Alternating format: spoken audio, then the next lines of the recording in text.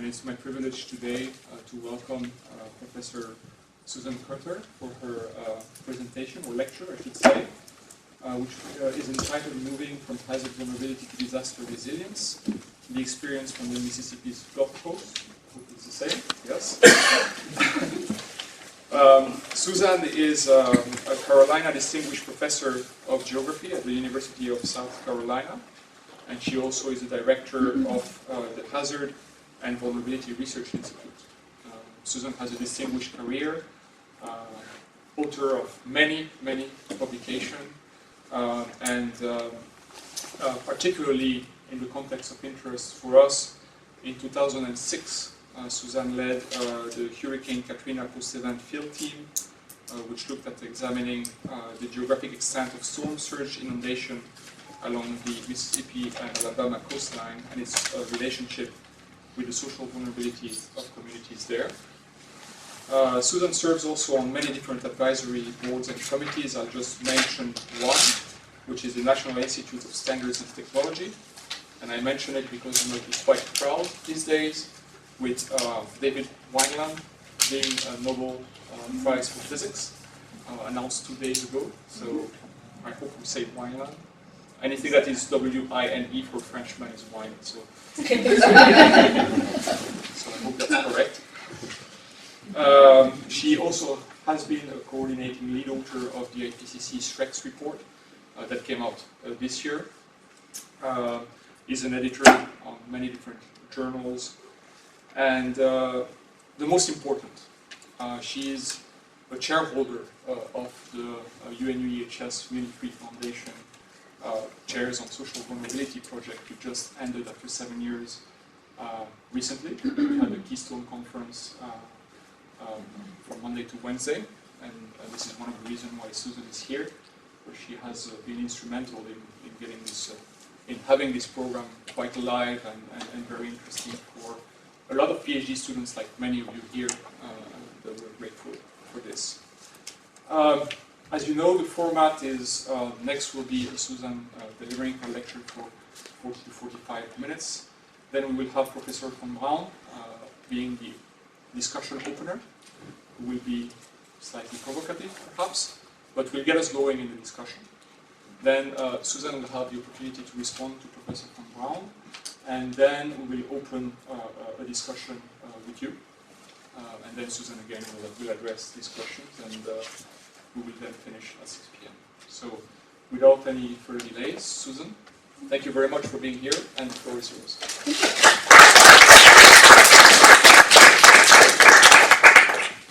Guten Tag. Meine Deutsch ist nicht so gut, so I will lecture in English. And I wanted to say that the Munich Re Foundation Chair Program in Social Vulnerability was such a success that they're no longer doing it because I was the last one. And I wonder if it's because I was the last one and I did not do such a good job that they didn't want to continue it. So with that, what I want to do today is to talk to you a little bit about some of our work along Mississippi coast in the post-Katrina era. What I'd like to do in the talk is 3 things. 1, describe vulnerability, some of the theoretical orientations to it, and then how it plays out along the Mississippi coast. Secondly, to describe resilience and how that plays out along the Mississippi coast. And third, to talk about how vulnerability and resilience come together in terms of long-term recovery along the Mississippi coast. So to begin with, when we look at vulnerability, we really are examining an integrated science. And it asks a series of questions. For example, what puts people and localities at risk from hazards and disasters? A second question that vulnerability addresses is related to those factors that enhance or reduce the ability of a community, of an individual, of groups of individuals to recover and respond to environmental threats. And then a third aspect of vulnerability as a science is looking at the difference in the patterns between places and among places. And as a geographer, this last question is the one that often drives my research. And if you look at the photographs, these are from the Loma Prieta earthquake in the San Francisco Bay Area in 1989. And they are 3 different places that experienced the same event, but there are 3 different outcomes and vulnerabilities associated with this. You have on the top, this was a freeway, a motorbahn that was a double-decker motorbahn that collapsed on itself in Oakland, California. The picture to the right is San Francisco in the Marina District, which was built on very poor, unconsolidated soils, and the buildings collapsed. And then you had an area that was actually closer to the epicenter, but had a little bit better structural building, and you only saw part of the house collapse. So when we think of vulnerability, we can look at those circumstances, and those circumstances can be both the physical environment and the social environment as well. In looking at metrics related to vulnerability, we tend to measure 2 separate phenomena. The first is the exposure, and this is the degree to which places are likely to experience harm or the proximity to unsafe conditions. And the second element of vulnerability is sensitivity, and that is who is exposed.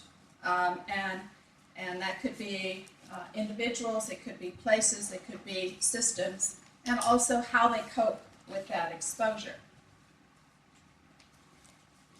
Now, to understand how this plays out with Hurricane Katrina, we need to know a little bit about Hurricane Katrina.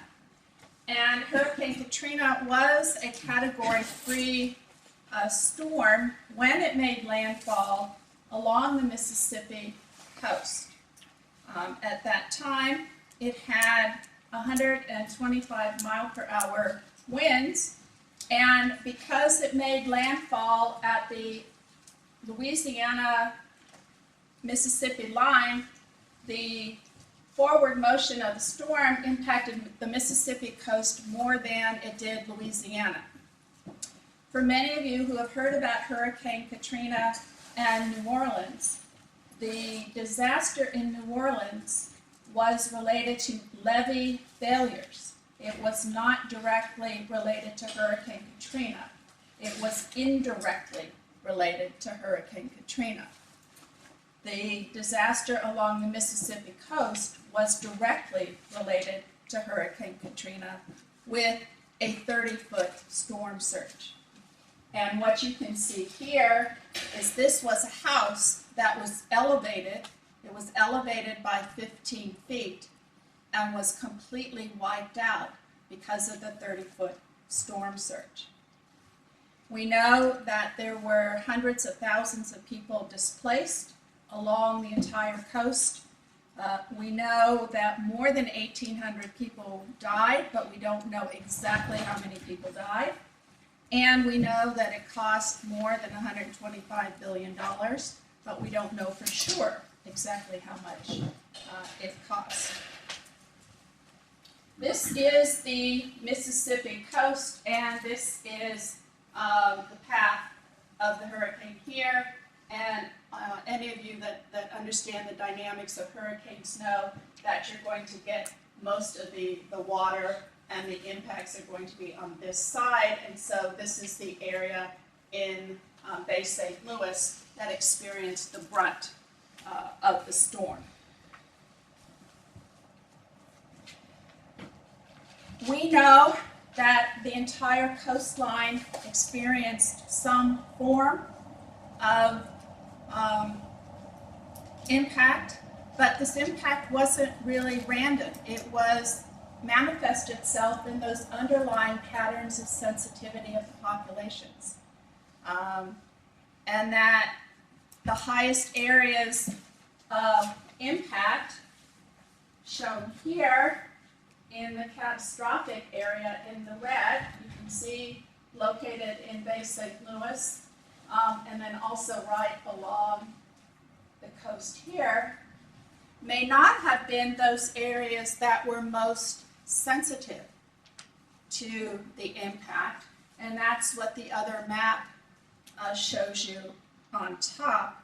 And here you can see, in terms of the social vulnerability, the areas with high social vulnerability are located predominantly here in the Biloxi area, not necessarily where you have the highest exposure or physical impact. And so this is one of the things that we study, and that is what is the relationship between the exposure and the sensitivity of populations to that. So what we are seeing is that there were disparities in the impacts and the effects along the Mississippi coast, and we can hypothesize that because of these differences in the impacts and differences in the sensitivities, that we would see differences in the capacities of these communities to recover. And in fact, that's what we're seeing. And we view this as the recovery divide. That is, some places are not coming back as fast as others. Some of this is in fact due to the higher exposure, which you see here in Waveland. Some is due to the higher sensitivity. Okay. So if we look a year from October 05 to February 06, the first 6 months, we can see that there's limited recovery in the most affected area over here. If we go 6 months later, we can see that recovery is happening, but it's not happening uniformly across the area, that there are differences. We can come a year later and look and see that poor Waveland still is not fully recovered. It's making progress, but it's not there. And we can go 3 years after the storm and see that there still are places where there is not enough rebuilding and recovery. In one case, this example from Waveland.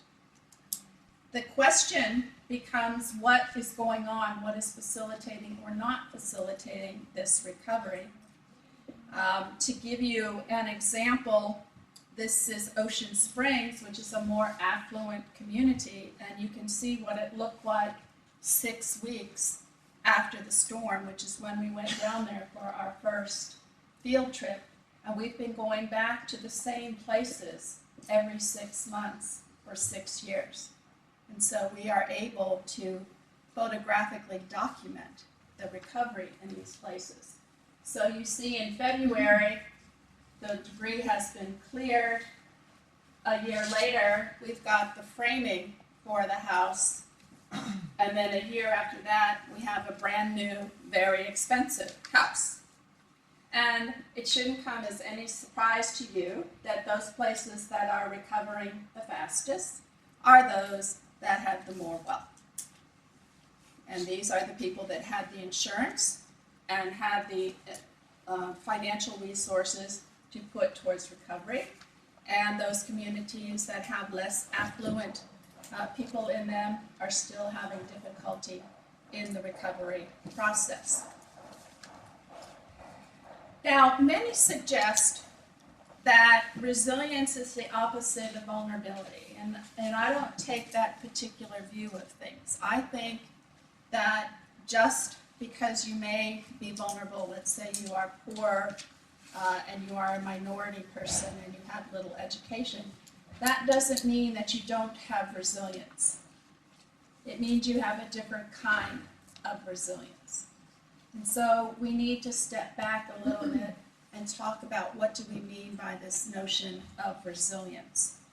And resilience, in the way that I use it, is the ability to prepare and plan for, absorb, recover from, or more successfully adapt to actual or potential adverse impacts. So it really is a capacity measure. It measures the ability of an individual, of a household, of a structure, of a system to adapt and recover from. This is a favorite example of mine of places that aren't particularly resilient. I used this slide earlier this week. These are structures built on sand that moves. And they're not there anymore because the sand moves and the house doesn't. And so eventually all of this erodes and the houses fall into the sea and life goes on. And there was, a misunderstanding that this particular jetty would protect them from the sand moving, when in fact it doesn't do that. So when we talk about resilience, what I like to think about is if we're interested in moving from reducing disasters, disaster risk reduction, and moving toward this idea of sustainability, resilience is one of the ways in which we can do that. However, we're left with a couple of very important questions, and that is resilience of what or whom, who should be resilient, what should be resilient, and to what level. If you're poor and uneducated, and do you want to come back to being poor or uneducated, or do you want to come back to a different, better state? And when you look at the resilience literature, oftentimes it's framed as the ability to bounce back. But do you want to bounce back to that pre-existing condition, or do you want to bounce back to a better condition? And I would argue the latter, that we want to bounce back to a better condition. When you look broadly at the literature, there are multiple foci of resilience. Some of the studies look at the individual level, and you can see resilience of individual people or household or structures. And the engineering sciences, for example, spend a lot of their time focusing in on resilient structures. How to keep the building from shaking in an earthquake.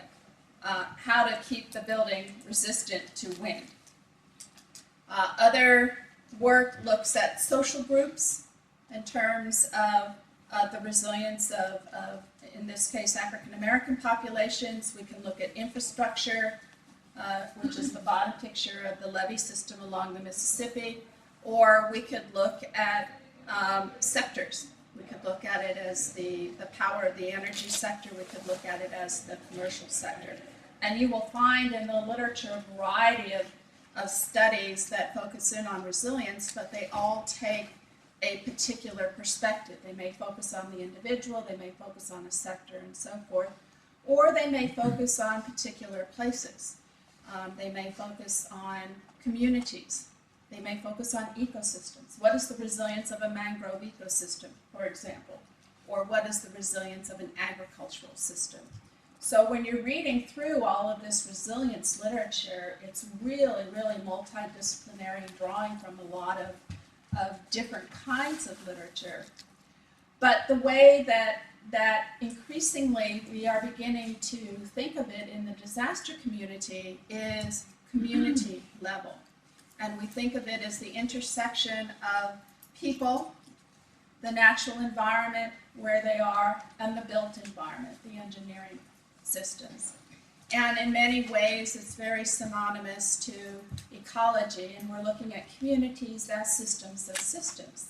And so we're interested in the integrated resilience across all of these systems. In looking at this, there are different types of resilience that people talk about.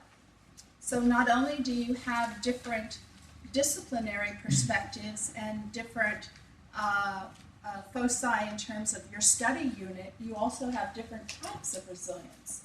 I think the one that the majority of people are familiar with is environmental or ecological resilience. But there's also social resilience, which is the capacity of the social systems to, let's say, bounce back. There's economic resilience, there's institutional resilience, infrastructure, community, and so forth. So the landscape, the science landscape of resilience is quite broad and sometimes quite difficult to maneuver, and it requires a real holistic understanding. Now, to further complicate the idea of resilience is you have different perspectives. Some view it as an outcome. And again, this goes back to more of a disciplinary perspective. Your building is either resilient or it's not. And and that's the outcome. The building is resilient. That works for some disciplines. For other disciplines, it's viewed as a process of capacity building, and there's really no fixed end point. That it's a continuous dynamic process that you adjust and you adapt to changing conditions, and then the conditions change, and then you change your resilience, and it's this sort of cyclical dynamic process. And then there are other perspectives where people have tried to conceptualize it as both a process and an outcome. And very quickly, I have a couple of charts that show this. One of the more famous ones is resilience as an outcome, and this is conceptualized by the engineering profession by and large, and they're really looking at when do infrastructures come back online. And so they're interested in the robustness of the infrastructure, the rapidity of the recovery. Do you have a redundant system? Do you have a backup to your power if the power goes out?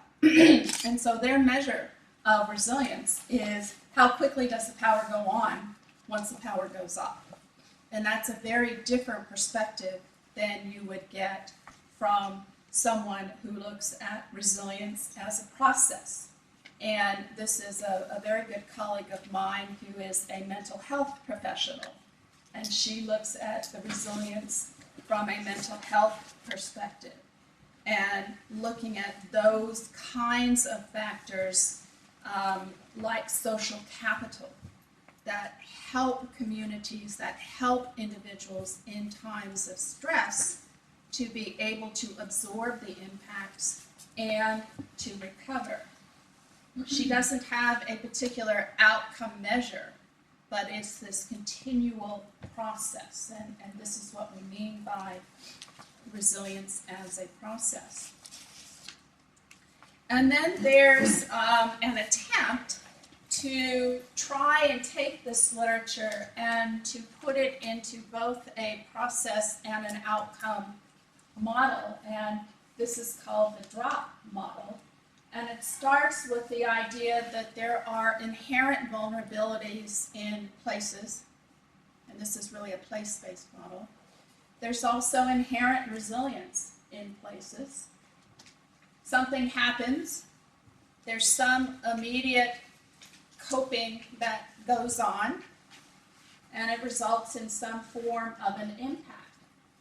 Sometimes that impact can be absorbed by the community or a place.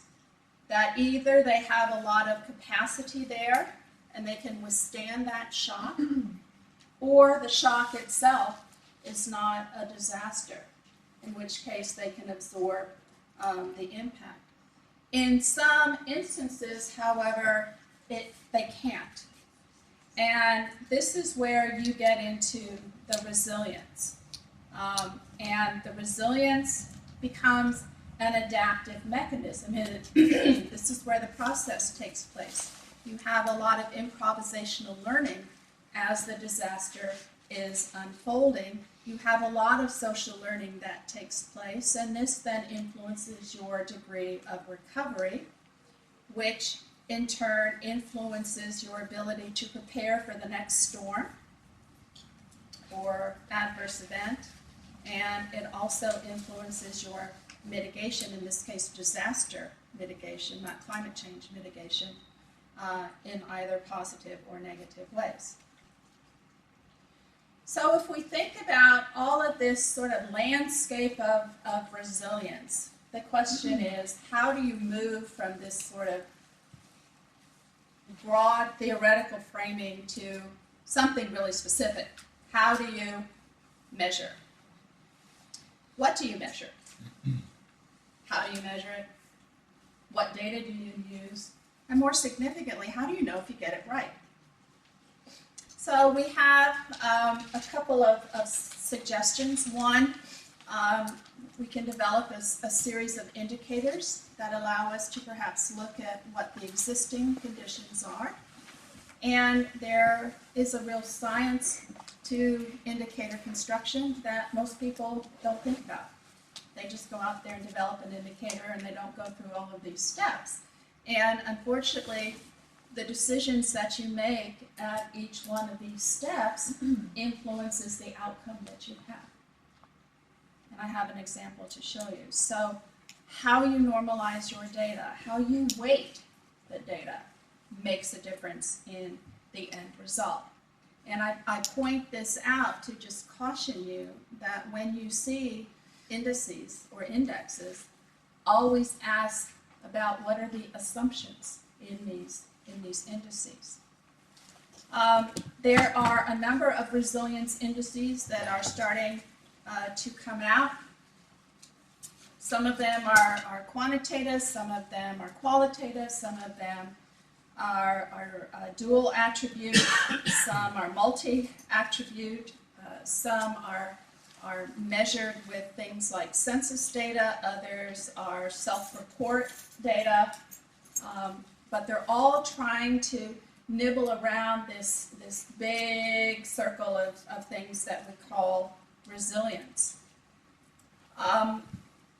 The resilience as a process model did one for Mississippi, and they had two elements. They had economic development as one set of measures, and then they had social capital as another set of measures to look at what they call the existing capacities within a community. And you can see here from their map, let me get the cursor, that just right along here in the Mississippi area, these are the areas that have the lowest level of resilience. The areas along the coast that we've been studying have a greater capacity. They have a higher level of resilience. Well, we took their work and we used a different formulation of resilience, where they used two factors, we used 5. We looked at social, which they did. We looked at economic, which they did. But we added institutional and infrastructure and something that we call community capital. And you can see we come up with a slightly different result. Now, we can both claim that we're measuring resilience, and we use the same measures they did with a few more added. So why do we get a different result? Well, one of the reasons we get different results is in reality we're not measuring the same thing. We're not replicating the study. And so what we're addressing and starting to argue for is we need a set of measurements that allow us to have a baseline for all communities that we can then measure whatever interventions communities want to do as they try to enhance their resilience. But if we don't know where we started, how do we know if any of these programs have been effective in increasing or enhancing resilience? So we developed this set of indicators, and we're at the point now where we're just testing it to see if it works. And we develop it using a slightly different structure where we take the various forms of resilience that we've seen in the literature: social, economic, institutional, infrastructure, community capital. We haven't tackled environmental yet because we're having some data issues. And we've started to map it because I'm a geographer and we map everything. And you can look, there's quite a bit of variability. Now, interestingly, if you look at C, wow, oh, shoot, come back. Florida, I guess you all know Florida, okay, right here.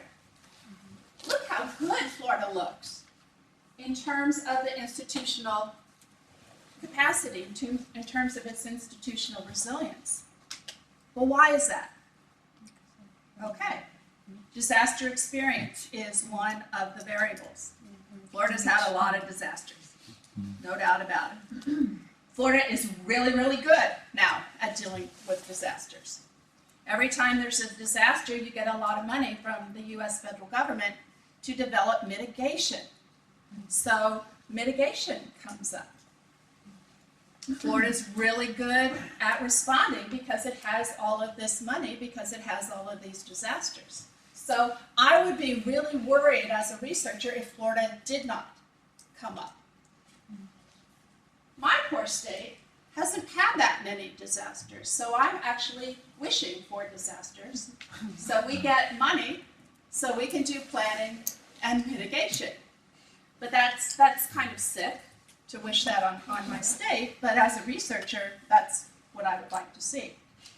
So you can look at this individually along the different components of it, and you can explain these components, but you can also put it all together to see specifically where you might want to undertake interventions in enhancing the resilience of these places. And if I were a decision maker and someone put this map in front of me and said, you have so much money to spend on interventions to enhance resilience in communities, I'm not going to go to the blue areas, which are already doing pretty well. I'm going to go to the red areas. And that's where I'm going to target my resources. And one of the values of this kind of approach is that it allows you to, instead of equally spreading your resources among all states or all places, you have the rationale for targeting areas where the resources may do the most good in terms of enhancing the resilience. And so you can look back at our case in Mississippi, and you can see in all cases the lower three counties, which are the coastal counties, are not where I would put resources to enhance resilience, because compared to the rest of the state, it's doing all right. Now you can also, because this is numerically based, you can go in and for a place like Gulfport and Biloxi, you could actually see what's driving the score. And you could see for Hancock County, for example, if I wanted to increase the score, I would go after this community capital part of resilience. Or in Harrison County, I would do things to improve the infrastructure, and this might be one way of enhancing the score. So not only can you determine where you ought to put resources, but you can deconstruct the index to see what is driving that overall baseline, and from that you could determine where you might want to do interventions. And because it's based on available data, you can do this in 5-year increments, and you could see where you were in 2000, 2005, and 2010, so you can actually monitor progress over time. So if we look at the broad conceptual and practical aspects of resilience, where are we? Well, the theory and the conceptualization has started, but the practice is ahead of the science. There are lots of agencies and federal governments and the international community that wants everybody to become resilient, but they don't know what in the hell they're talking about. They have no idea. They like the word. Resilience, yes, but of course. They really don't understand what it is. We have some data that are available. We have some problems with measurement and comparability. We all know that social capital is a key component of resilience, but how do you measure social capital is the thing that is stumbling a lot of people. We have pretty good information and abilities in terms of models and index construction. We know nothing about sensitivity and uncertainty in our modeling. We have no idea if we're getting it right, and we have very little experience with the application to communities and policymakers. Right now, it's still at this more or less conceptual level. So how does this then translate into recovery along the Mississippi coast? If we know where the vulnerability is, we know where the exposure is, we have some modicum of understanding of resilience, how does that translate to this idea of helping communities to recover from an event? Well, one of the things that resilience helps us to do is to learn from the past. And in 1979, the Mississippi Gulf Coast had a major hurricane called Hurricane Camille. I think it was 69. Hurricane Camille. Hurricane Camille was almost a replica of Hurricane Katrina. Same areas were wiped out. This boat was in approximately the same place, right? This boat doesn't belong there. It was moved by Katrina to about 200 meters inland off the water. So one of the things that we can do is we can learn from the past. We can learn to anticipate surprise. And we can build this into our resilience because there is a part of this which involves social learning and social memory. Oh yes, I remember Katrina, I was there. And these are parents, talking to children or grandparents. Oh yes, I remember Hurricane Camille, I was there, and this area got flooded and this area didn't. We know that the resilience applies to different components of the community, whether it is the infrastructure such as the roads, whether it is related to the economic development or to the residential environment. An interesting story about the Mississippi coast is that one of the first sectors that came back was the gaming industry, casinos, because the casinos generate the largest amount of revenue for the southern half of the state of Mississippi. And Mississippi is a very, very conservative state, and there were casinos there before Katrina, but they were only allowed to be on the water, on barges. They were not allowed to be on land. Shortly after Katrina, the Mississippi state legislature said, because all the barges were lifted up with the storm surge, and the barges were taken and dropped here. This was all had barges, had casino barges, right? Water's, you can see the water, right? Lifted up with the storm surge, floated over, and dropped. The Mississippi State Legislature said, okay, we get it. Let's put casinos on land, and they have to be within 500 meters of the water. Now, that makes no sense, but that's what they did. Okay? Now, before they put them on land, there were lower income communities in these areas that serviced the casinos. These were the people who, the janitorial service, these were the people who cleaned the rooms, who worked in the restaurants and cleaning dishes. And so what happens is after Katrina comes and basically clears the land, who goes in but the casino companies, buying up all the land that they can, displacing the most socially vulnerable populations, putting up the casinos, and within 10 weeks, the casinos were back.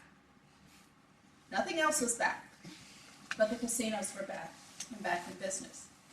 You could see here, there's still not a lot of residential 2 years out, but almost within by Christmas time, the first casino had opened and the hurricane had happened in August.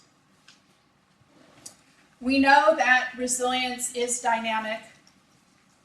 It does change, and we're beginning to see people along the Gulf Coast who may not come back because they've been hit by multiple shocks. This was a house, and it's a slab. The house isn't there. People are not coming back. This was in March 2008. We were down there again 2 weeks ago after Hurricane Isaac, and this house is still not there. And so people are making interesting decisions. They've had a number of shocks. They've had Katrina. After Katrina, there was the mortgage crisis along the Mississippi coast, so people were unable to get the resources for some to come back. Then they had the BP oil spill, and then now they've had Hurricane Isaac, which was small in comparison. There was only a 12-foot storm surge, but it was enough to cause some damage in some areas. In other places, though, okay, this is Gulfport, people did come back. And a house, this is the same house, the house that was initially built, what they call slab on grade, has now been elevated. It has become more resilient in its recovery. Structurally, it's built better, and theoretically, it should then be able to withstand that next strong hurricane that comes. So we find that we can take this kind of resilience concept and we can see how it's playing out on the landscape. But in order to do that, we need to have data that enables us to monitor these baselines and to monitor the recovery status. And this is an example of some of the work that we've done. As I mentioned earlier, we've gone back every 6 months. We have the entire coast of Mississippi gridded on a 1-mile grid. And we go back to those same points. For each one of these places, we've been taking photographic evidence looking north, south, east, and west. So we actually have 6.5 years now worth of photographic evidence that we can look at to chart the progression of recovery. We also have building permit data that we've been able to gather. And this is a view of looking at the damage level, which is based on the storm surge, the areas in pink, were the areas where the storm surge was greatest. And we then can see where the building is taking place. And if you look up in through here, in the catastrophic zone, we're seeing not a lot of building going on in here. People are actually becoming a bit more resilient and are moving further inland, away from that direct being on the beach or being very, very close to the beach. We also need temporal data so that we can monitor these trajectories of recovery, because the recovery is not going to be the same in every area. And if you recall back to our poor little example of Waveland here, Waveland is about 60% recovered, but it took a long time for it to get there. It didn't really start recovering until 2.5 years after Katrina, compared to Biloxi, which started right away if you look at the red curve.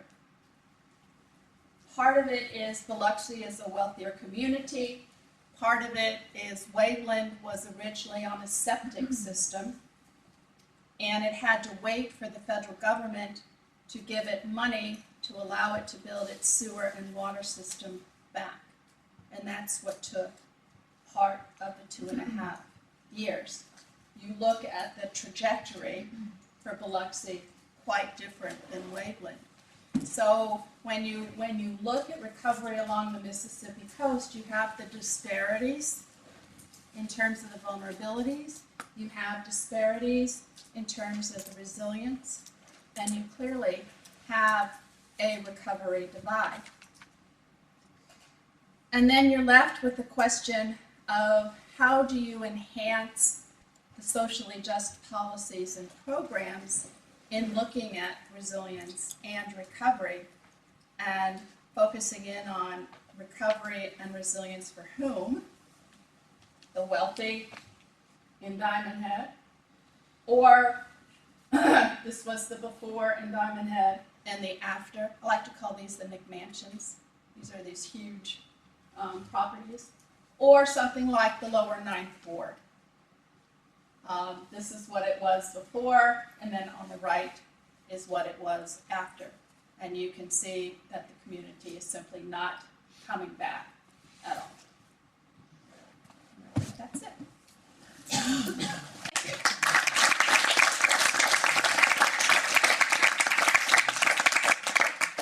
Thank you very much, Susan, for this great lecture, and talking very concretely with a real case study on the Gulf Coast. Now I will give the floor to Joachim from Braun, who will ask you a few critical questions. You can maybe come here, and Okay. then you can respond immediately. Or not. Take questions. Thank you, Professor Carter, for, I think, a very stimulating and thoughtful lecture, which we all enjoyed. And while Fabrice kept talking about being critical, the microphone is behind here, I will be more laudatory than although I know you are resilient to coping with critique. I really want to make just 4 points, 4 types of points. One, I'd like to comment a bit on the concept and what you said there, and echo and ask some questions. Secondly, comment on the drop model and the extensions, which you have nicely presented. Then open up one can of worms which you have left closed. That is, vulnerability and resilience are very political topics. And that you didn't show us at least one picture of the White House, I find a gap in your presentation, or of FEMA, the agency. And its failures, or both of their failures at critical points in time. So the political response. And lastly, I want to make a bridge to lower income countries. On the first, I think we really owe you a lot of gratitude for clarifying terminology around resilience. A term which is often used in fuzzy ways, but the clarity that it relates to a set of issues of preparedness, capability, absorptive capacity, capacity to recover and to adapt, I think is most helpful. And I think also you're highlighting that the elements of risks related to any of these components need further research, I think is well taken. I also enjoyed your list of the focal points of resilience: individual, group, location, systems, systems of systems. I think a wonderful slide that will stick in our mind.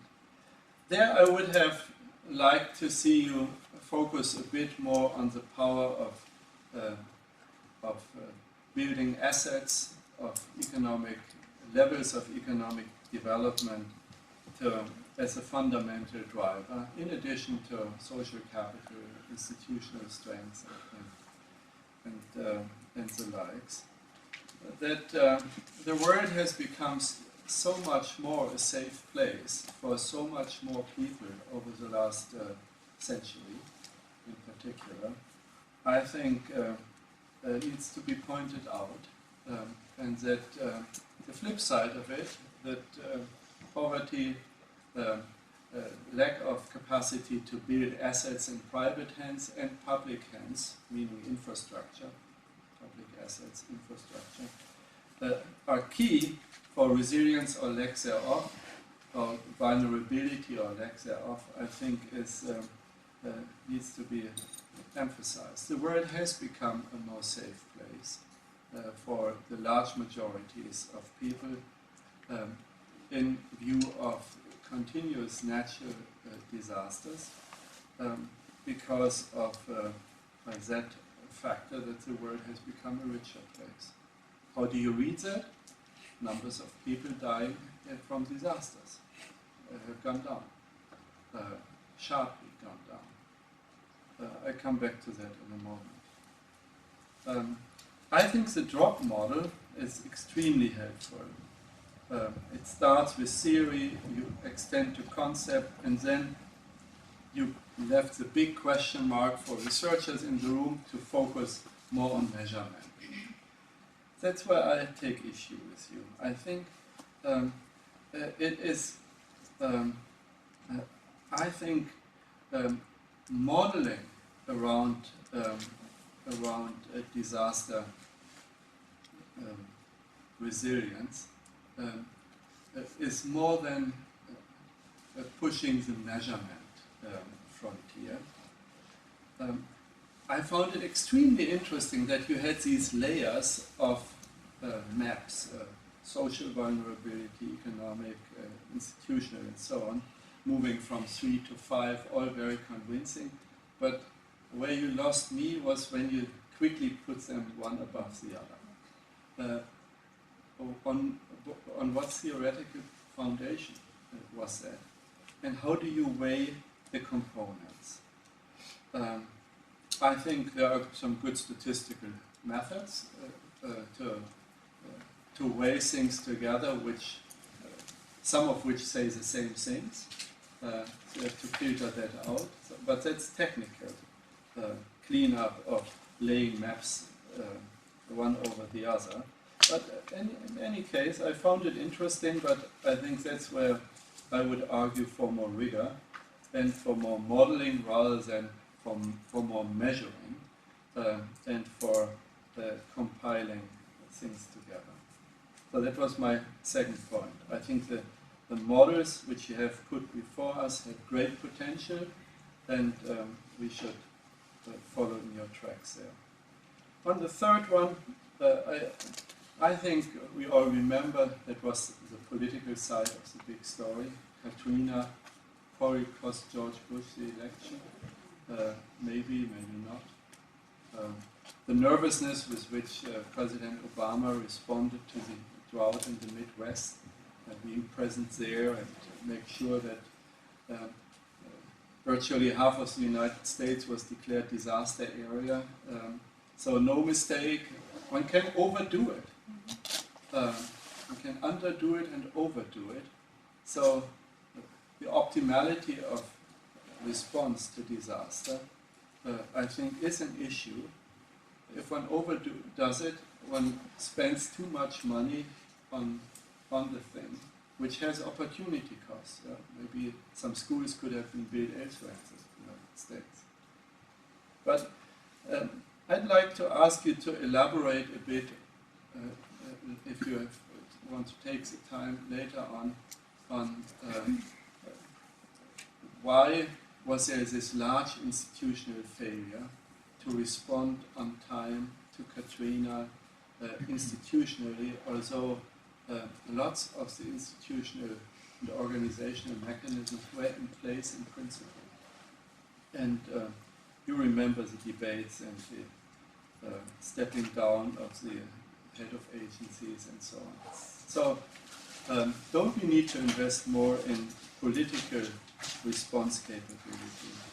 Lastly, what does all this mean? You're in Center for Development Research, and UNU looks all over the world and with a lens to developing countries. What does this mean for sort of our geographies?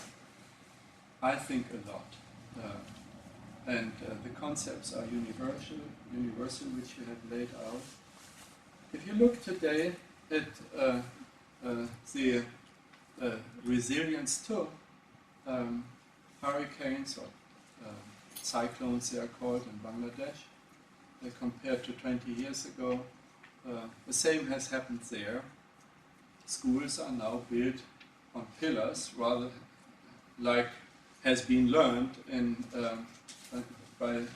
the housing area which you have presented. The capability of Bangladesh to respond to cyclones has vastly improved at a very low level of income, where thousands or even hundreds of thousands died from flood and storm. It is now hundreds or thousands. I mean, over the last 30 years that changed. Pakistan didn't do that well, so the Institute studies these things in Pakistan. I think the learning story is international. Hurricane Mitch, probably the best studied hurricane in Central America, what it does at community and household level and to economies and to recovery. I think it's a great story, a great laboratory, because so many good data were collected in the context at household level. And it tells us recovery is much faster than we think. So one last hard question at the end. Well, if probability of disaster is low, should we really invest in order to facilitate complete coping, or accept a few disasters from time to time in a world in which we have no power to predict everything? And because the money we invest in resilience is often sitting there as debt capital and will not facilitate growth, employment, will not educate people, will not improve people's health. And then maybe in 20 years we prevent one disaster, but the economy could have grown out and the people could have been grown wise enough to migrate away from the area. The offside effects are missing in this story, by the way. So how about optimality between doing what you are advocating and investing in broad-based development? Thank you.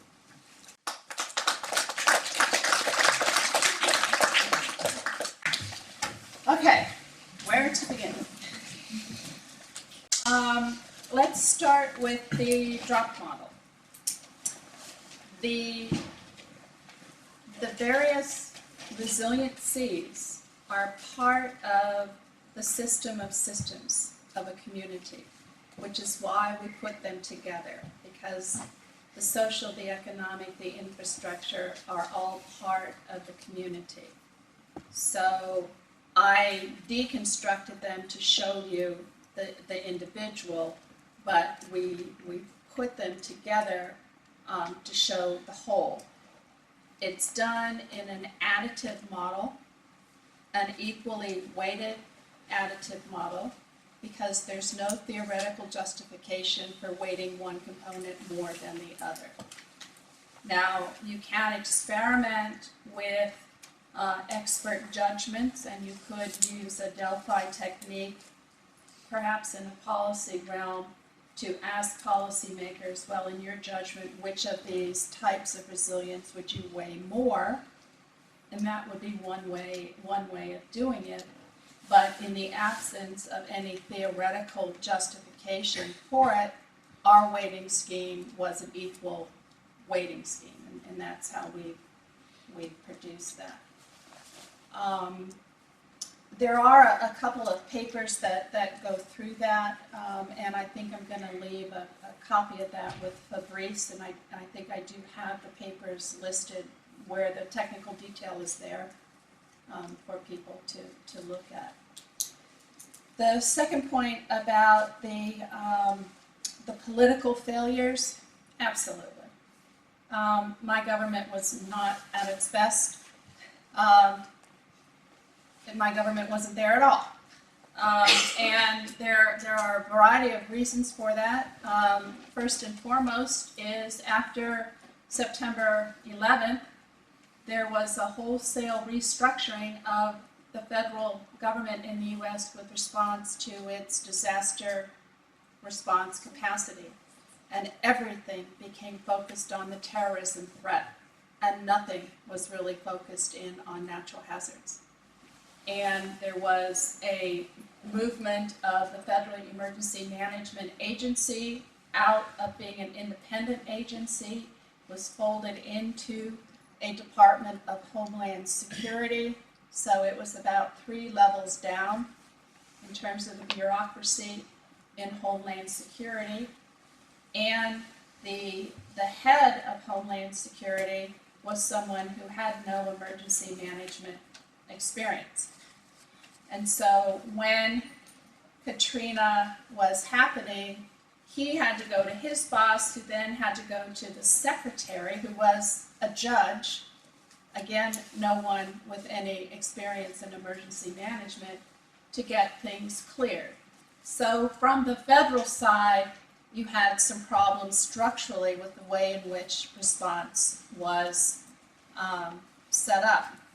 On the state side, you had 2 things going on. One is Louisiana is in a different FEMA region than Mississippi. The response in Mississippi was quite good, because Mississippi is in a region that has had a lot of experience with hurricanes. It's in the same region as Florida.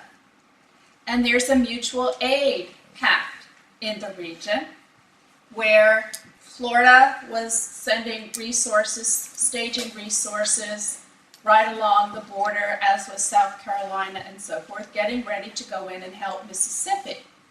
Mississippi had reversed its traffic to get people out of harm's way, did it very effectively, very efficiently.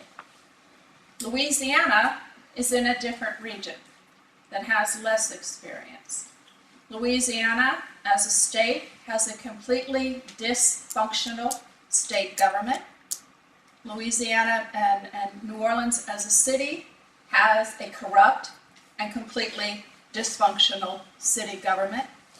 They had been warned years ahead that a storm of this magnitude could come and affect them, and they chose to ignore all of that information.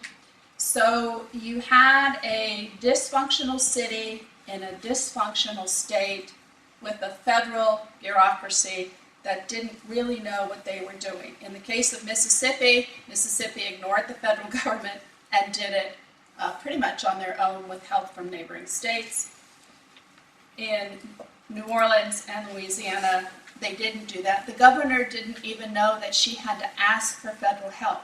The federal government cannot come in to a state. They cannot bring those assets to bear unless requested by the governor, and the governor didn't know that she had to do that.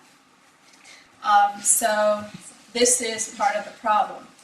Now, with respect to the drought and the Obama administration, we have an administrator now in place of FEMA, Craig Fugate. Craig Fugate was the lead administrator in Florida. He was head of emergency management in Florida. He gets it. He knows it. With the drought, it's a problem with a slow onset hazard.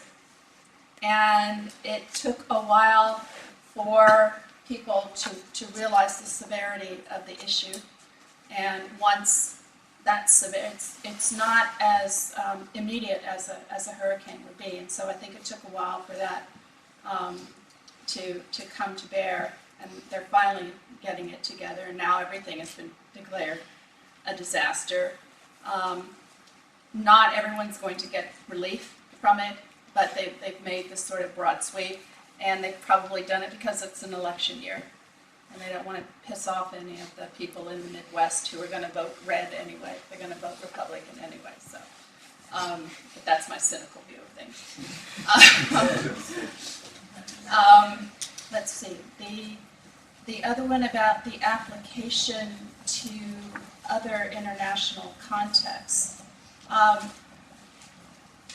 We're hopeful, and what I would like to see is the drop model, I think, is generic enough. It can be applied in different contexts, and I would like to see it be applied in different contexts to see if it really does work. We've not had the opportunity yet. We're working on actually doing an implementation of the model along the Mississippi coast. We haven't quite finished it yet, but I think there's enough there conceptually that it can be modified for different contexts. We haven't done it because our experience, our field experience, has a North American bias, and that's one of the failings of a lot of the model work and measurement that we do. It's just the nature of my own field experience. I've not had the international context like UNU and all of you. And so part of the reason why I like to give talks such as these is to put these concepts out there and then have people take them and modify them and see if they work in a developing world context, in a fragile state context, in a more developed context but different culturally, like in Germany. So part of the joy of being an academic is to be able to do things like that. Did that address most? Thank you very much. Okay. Yeah. Okay. Thank you very much. Okay, we'll open questions to the floor. We'll take them maybe 3 at a time. And Okay, you're texting my memory. no, here. No, it's all right. Piece of paper. Oh, okay. Thank you. Okay, Niklas, go ahead. And then you have. Niklas from UNU-EHS also. I've got a question related to the conceptual differences between vulnerability and resilience in terms of also measuring. Just to give you an example, or taking your examples as a basis for my point is, when you have in the measurement a high level of resilience, what is the difference between a low level of vulnerability? Is there, I see that black spot, because I think that vulnerability doesn't stop with the disaster itself, it also emerges in the recovery process. As you say, many communities could not recover, and so I would suggest that they are getting more vulnerable even, or they continue their vulnerability until maybe the next disaster hits. So I have the feeling sometimes, of course, resilience is a positive thinking orientation, also in terms of political correctness, it might help, but conceptually and measuring-wise, to me it does not so much gives a big difference between the both, because also vulnerability is dynamic. You have the institution, all the dimensions that you mentioned.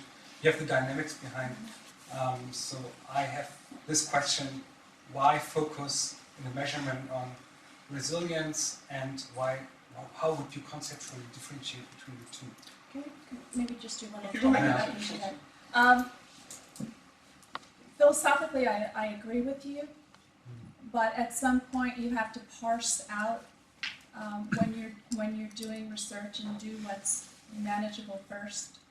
And so to keep them separate initially allows you to see what is driving each one, and then you can complicate it by bringing in the dynamic factors once you've understood what perhaps your baseline inherent vulnerability is, what is your inherent resilience, and then how do those two intersect, and then how do they change over time and across space, which we know they do. But I don't think that we even have a very good handle on how we measure vulnerability in a static way or measure resilience in a static way, let alone how do we measure the intersection of the two, and then how do we measure the intersection of the two in a dynamic way. So I think you're asking a fabulous question, but you're over here, and I think the research is still over here in trying to just get a handle on it and then make it a more complicated and dynamic system. Julia? I actually had the same question, but I also have a second smaller one regarding to the disaster resilience index. I was wondering, so a bit relating to the last question of Mr. Braun, do you somehow combine this resilience index with some kind of exposure map or some kind of exposure data, or do you just assume that every county should be at the same level of resilience? No, to carry that forward, what you would do is basically do an exposure surface and then look at the intersection between the resilience and the exposure. And that exposure could be a multi-hazard exposure, or it could be a single hazard exposure. It could just be the flood problem or storm surge problem or sea level rise problem. But that would be the next step. What I've shown you is where we are last month as opposed to where we're going. And where we're going is trying to develop a resilience index that's broader than what I've shown you, because we've learned a lot in the past little bit, and then related to the actual hazard threat. So that would be the next step, where you really would get the intersection of the biophysical, right, with the resilience indicators and perhaps the social vulnerability indicators. Yeah.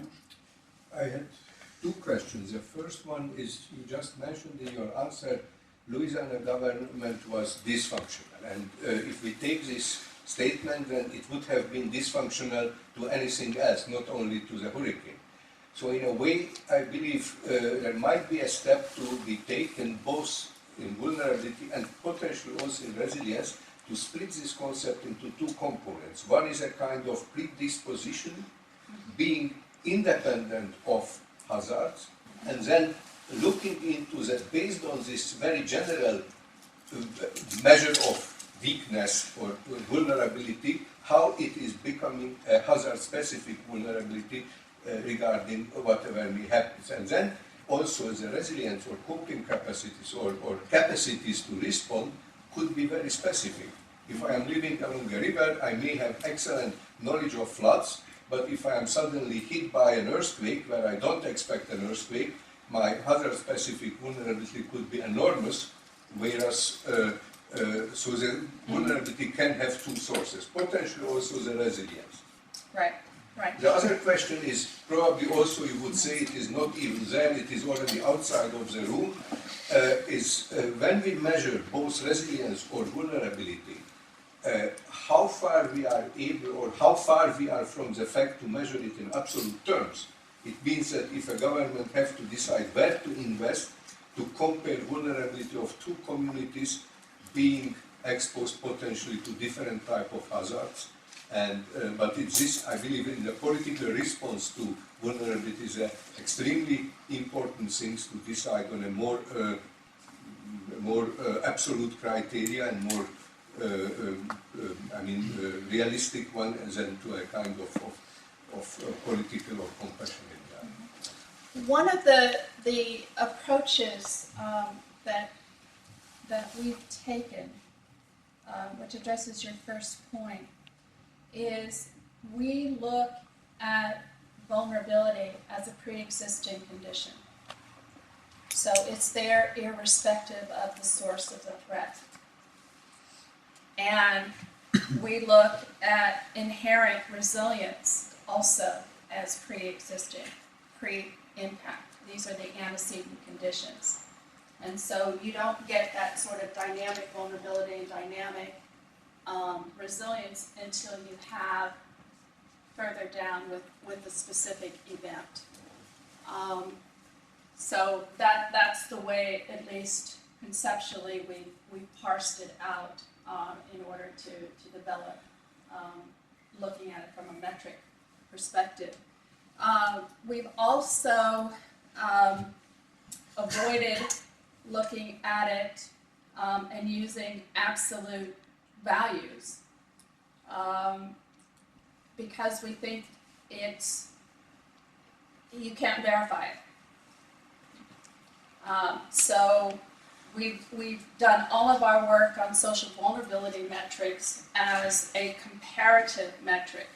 This place is less than this one is more than that one. We don't put numbers on it to say it's 2 times worse. It is more than or less than in a relative sense. And we've taken that approach with the resilience as well, because I don't want to fall into a trap where this can be misused by governments to say this is, we're only going to look at things that have a value of 5.0 on Susan's scale or something, right? Because I think there's a potential for misusing it, and there's no way that I can justify that number. That number is meaningless. But by having it as a comparative statistic, as a descriptive statistic, it enables you to make some decisions. It can be put into a decision support system to allow you to at least restrict the universe of things that you may want to look at in terms of places. And I think that was our intent in going down this path with the metrics. Let me see some more hands. I spotted you wanted to ask a question. Are there more questions from other people here? Okay, there'll be a couple. So we'll start with you. Can you introduce yourself also, please? Actually, I think quite a lot of answers address the question I had, because first thing you said about the field experience, not quite universal, because I had wanted to ask you, raise an issue of resilience outcome, necessarily should be positive, should be viewed in positive context, as opposed to many literature that always see it in the negative light. My question then came, I was just thinking, in your measurement, did you consider maybe some cases, maybe some samples around your study area to discover that outcomes, resilience outcome always lead to positive improvement, not negative? Because the initial question I wanted to ask universally, if you compare this experience of positive outcome as a result of resilience with the context of some developing countries who have this problem. But since you said your data is limited to here, then now did you compare individual cases to see that the outcome then come as positive in most cases? We are doing that now because we have gone back to the Mississippi coast, and we've gone down to the street level with parcel level information, and we want to know why on this street 2 houses have come back out of 10. And we're trying to understand what is it about those 2 houses or households that make them more resilient than those 10 that have not come back? So I don't have the answer for you yet, but we are aware of the question and have gone back into the field to do some more work to assess that. Because we do make the assumption that if you are more resilient, there will be a positive outcome. That in fact may not be the case. There may be some tipping point at which you don't come back. And there may be other kinds of things external to the disaster that are prohibiting that, like a mortgage crisis or an economic crisis or politics or something. And we just don't have a very good understanding of that yet. So there's more work for us to do.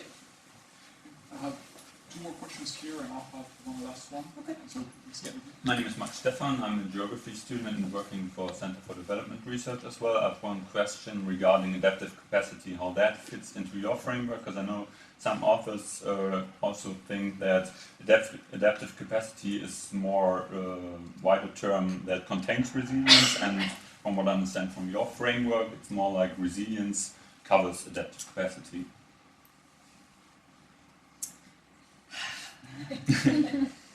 This is something that academics argue about in the Journal of Global Environmental Change. And there are many, many articles by many, many authors, and you just pick one and go with it. And I have defined my terms, and I prefer not to use adaptive capacity because that actually comes out of the global change literature, not out of the disaster risk reduction literature. And the field has spent 15 years arguing about what vulnerability is, and it's spending about 10 years now arguing about what resilience is, and it's spent about 15 years arguing about adaptive capacity and adaptation. So I prefer not to get involved in the semantics and just define my terms and move on.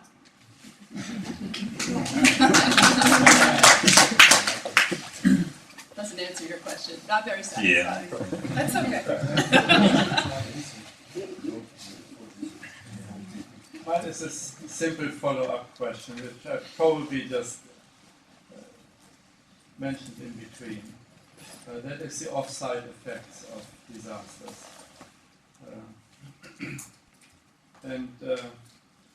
I think a networked approach to disaster management in a nation would have to look far beyond the disaster area. I know that I understand that your research protocol brings you back there and you monitor there. But what happened to all these people who left, who were absorbed by families and friends in the great nation, never came back? What do we know about them? How are they? Are they doing well, better than those left behind? That whole picture of the majority of people who actually were affected, I understand in many areas left. So why rebuild? Maybe they have rebuilt themselves well somewhere in the bigger cities of Texas. Right. You ask a very important question, and I'm sad to say that as great a nation as the United States is, they have no idea what happened to the Katrina diaspora. They do not know. There is no systematic information on where people went. There's no systematic information on following up, whether they are better now than they were. There are teams of sociologists that are trying to find the diaspora, but we don't really know. We do know that there was a concerted effort on the part of the state of Louisiana and the city of New Orleans to get rid of the lower income minority populations and get them out of the city of New Orleans, which they did. They separated families, and it took families 6 to 9 months to find each other after they put them on separate planes and sent them out of the area and didn't tell them where they were going.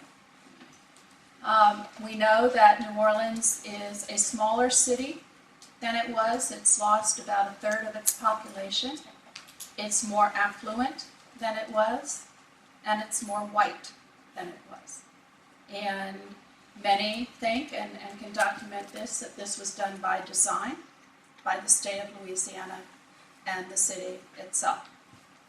And to be honest, we still do not know where a lot of these people are. Some have been permanently displaced, and they've gone on to establish a new life in another area. A lot of the displacement in New Orleans was both the lower income minority, and they've gone predominantly to Houston and other places.